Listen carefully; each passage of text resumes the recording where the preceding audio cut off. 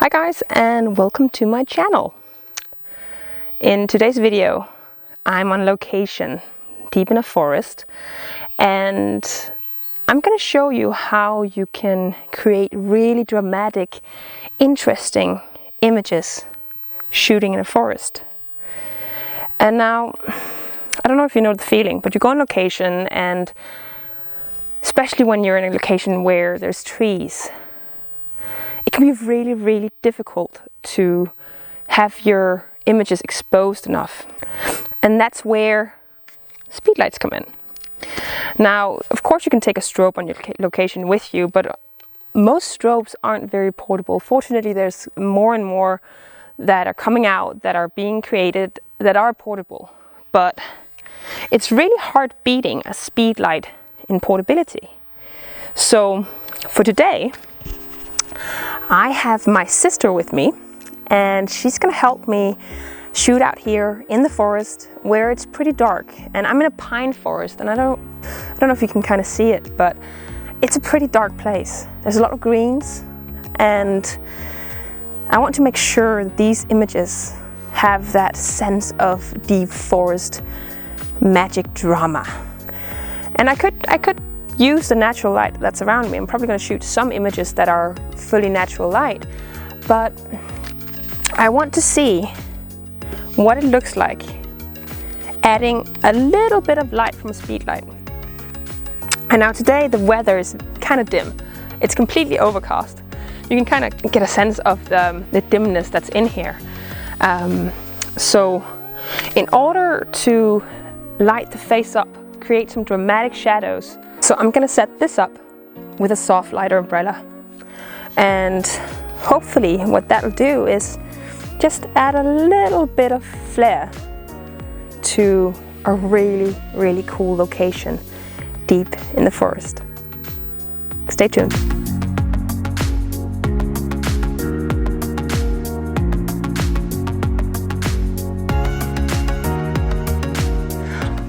Okay, so we have hiked up this hill, and I've placed my equipment on this hill. It's using pine cones as stabilizers because it's pretty steep. And as you can see, I have placed the speedlight with the soft lighter right above her, a little bit above her, so that the spill light will hit her face. I don't have the light straight in front of her, because that way the light becomes too harsh. I still want to maintain some kind of softness, and that of course is also achieved through the camera settings. So right now I have my camera settings at shutter speed 160, aperture at 4, and ISO at 200. And my settings on my speedlight is number 3 light. I don't know what that is exactly translated to, but it's one of the lower settings. So let's try to see here how this specific light setup comes out.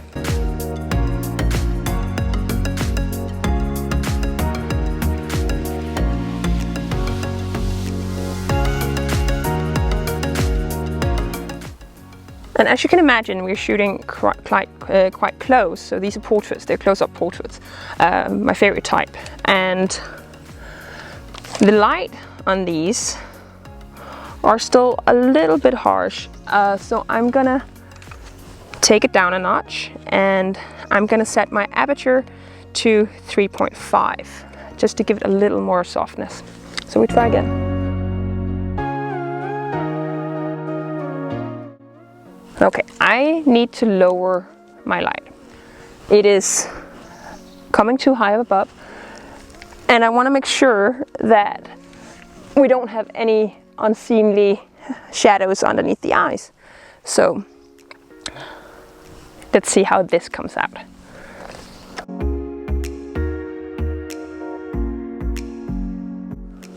I want to try to see what happens if I set the light harsher, just to see. And of course then I have to counteract, and I'm setting my ISO to 100. And relax your head, yeah.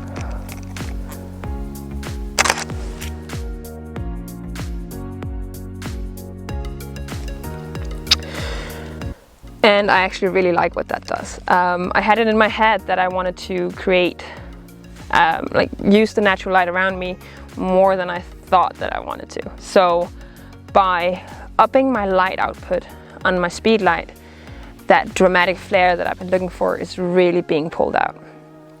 So it's one thing that you really have to be prepared for when you go on location. Frankly, when you do a session, you need to be able to adapt to your own idea. Don't go into it stuck with one specific idea. Your surroundings are constantly evolving and the light is constantly changing, so you have to evolve with it. And if you get stuck on an idea, then you will lock yourself into a position of where your creative output is being stifled. So you want to have those creative juices flowing free, and therefore you have to be able to adapt.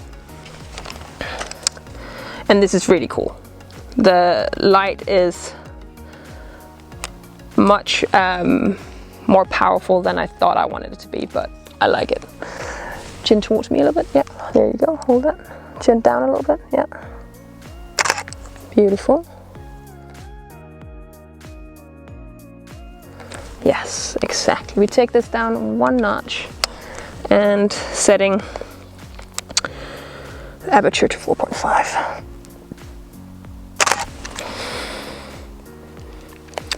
Now, one thing that I like to do, I like to up my ISO a little bit sometimes as I shoot, mainly because I actually like the noise that it gives me.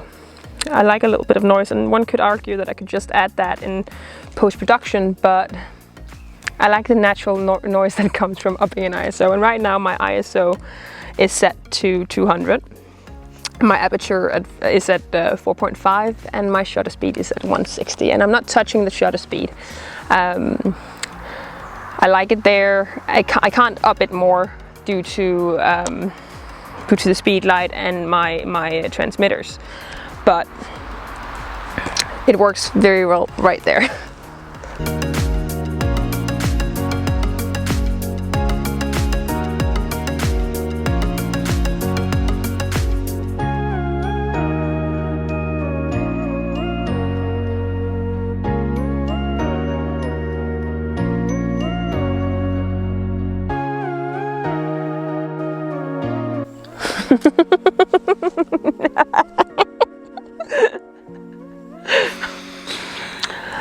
My sister is being very, very patient with me,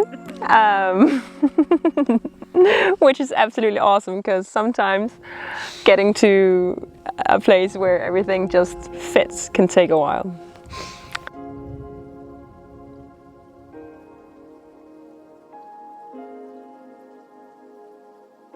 So as I was shooting, I changed the light multiple times, and I honestly had a really tough time figuring out exactly how I wanted my light that day. And it was such an interesting challenge to go out in a forest where there's a lot of green and trying to modify your light to fit your surroundings. And as a result, it got some really, really cool portraits. After I stopped recording video, my other camera took over, and that also changed a lot of things about the outcome. And I'm really, really proud of what I achieved that day, what we achieved that day. We had more than one outfit, and I really, really love what happened when we added the green shirt, so we had the green on green. I hope that you learned a lot from my video today, and that you can take this with you next time you go on location. And if you haven't, subscribe to my channel, like this video, comment below if you liked it, and until next time, have a beautiful day.